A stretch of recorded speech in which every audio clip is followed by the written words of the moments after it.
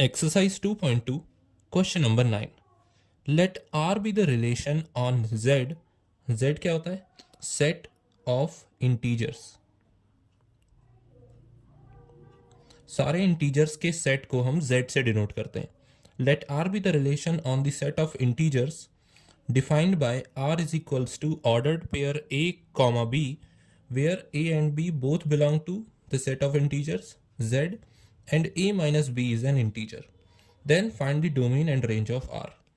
तो हमारे पास ये रिलेशन दिया है जिसमें A और B ऑर्डर्ड पेयर्स हैं और दोनों ही एलिमेंट इस सेट को बिलोंग कर रहे हैं और R है रिलेशन इस सेट पर. It means that if R is on Z, इसका मतलब मैपिंग होगी फ्रॉम Z टू Z, यानी इंटीजर से इंटीजर तक ही मैपिंग होगी. तो जो A एलिमेंट है वो भी एक इंटीजर होगा और B एलिमेंट भी एक इंटीजर होगा. अब हमारे पास कंडीशन ये दी है कि A minus B should be an integer, तो वो सारे ऑर्डर्ड पेयर्स इस रिलेशन में इंक्लूड होंगे जब A माइनस बी एक इंटीजर हो. तो हम ये कैसे पता लगाएंगे कि A माइनस बी इंटीजर है, क्योंकि इंटीजर्स तो इनफाइनाइट होते हैं. अब इनफाइनाइट इंटीजर्स में अगर मैं यहाँ के हर एक इनफाइनाइट इंटीजर को एक एक कर यहाँ के हर एक इनफाइनाइट इंटीजर से कंपेयर करूँ और डिफरेंस देखूँ कि वो इंटीजर है या नहीं, तो उस तरीके से प्रूव करना काफ़ी ऑड वे होगा प्रूव करने का. और उसमें हम एक प्रॉपर रीज़न नहीं दे सकते कि इस सेट में कौन कौन से ऑर्डर्ड पेयर्स आएंगे. तो इसका एक दूसरा मेथड ये है कि हम डिफरेंस को नंबर लाइन की हेल्प से समझें.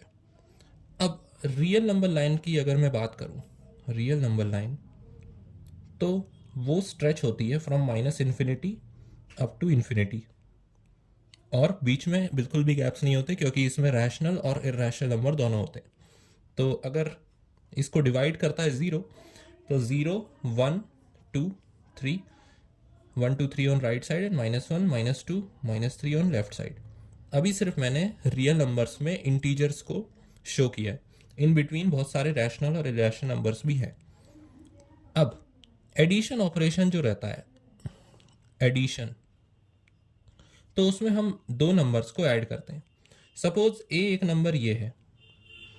अब अगर A में मैं कोई सा भी नंबर ऐड करना चाहूँ, इन सभी में से अगर मैं A में 1 ऐड करना चाहूँ तो A से मुझे 1 डिजिट 1 यूनिट आगे सरकना होगा.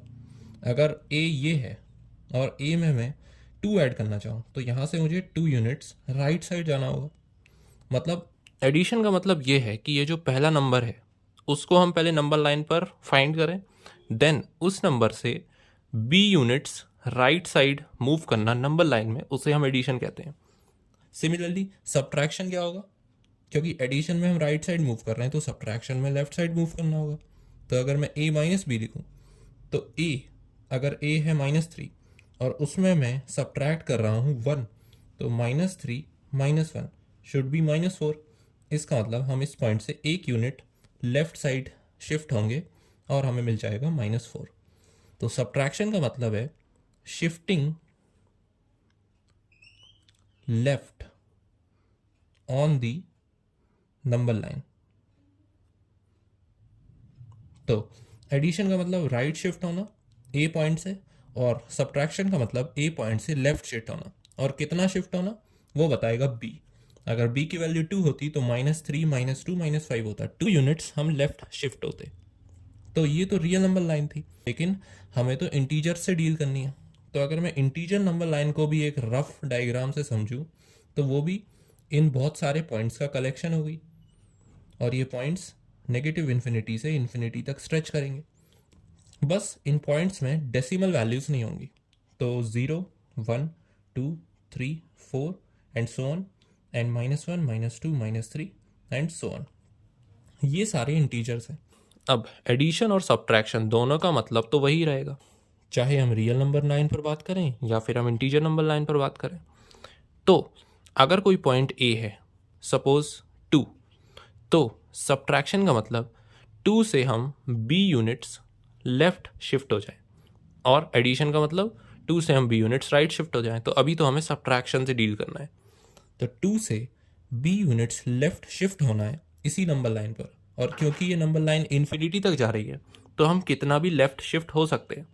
इसका मतलब अगर A एक इंटीजर है मतलब a एलिमेंट z में प्रेजेंट है और b भी अगर एक इंटीजर है और वो भी z में प्रेजेंट है, तो उन दोनों का डिफरेंस वो भी एक इंटीजर ही होगा, क्योंकि वो सिर्फ नंबर लाइन पर इन नंबर्स को शिफ्ट कर रहा है। एक रिजल्ट इसी नंबर लाइन पर मिल रहा है, इससे बाहर कहीं नहीं जा रहा। इसका मतलब a minus B is also an integer. तो इस सेट में हर एक वैल्यू अगर a की हम रखें, तो हर एक b की वैल्यू को अगर हम उससे सब्ट्रैक्ट भी करें तो भी सारे ऑर्डर्ड पेयर्स इसमें इंक्लूडेड होंगे। इसका मतलब इसकी जो डोमेन होगी वो z होगी, क्योंकि ऑर्डर्ड पेयर्स में अगर सारे एलिमेंट आ रहे हैं तो फर्स्ट एलिमेंट्स का कलेक्शन डोमेन होता है, और फर्स्ट एलिमेंट्स अगर सारे ही हैं तो डोमेन पूरी ही होगी। इसका मतलब z इसकी डोमेन होगी। और सेकंड एलिमेंट्स का कलेक्शन रेंज होती है, और रेंज में भी सारे एलिमेंट्स आ सकते हैं, क्योंकि b की तो हम कोई सी भी वैल्यू ले सकते हैं इसमें। देयरफॉर डोमेन और रेंज दोनों ही सेट ऑफ इंटीजर्स होंगी, और यही हमारे क्वेश्चन का आंसर है। इसका मतलब एक तरीके से ये relation is nothing but the Cartesian product of z cross z। तो ये रिलेशन कंप्लीट कार्टेशियन प्रोडक्ट है। ये रिलेशन इस कार्टेशियन प्रोडक्ट का सबसेट नहीं बल्कि इसके इक्वली है। So this is the answer of our given question.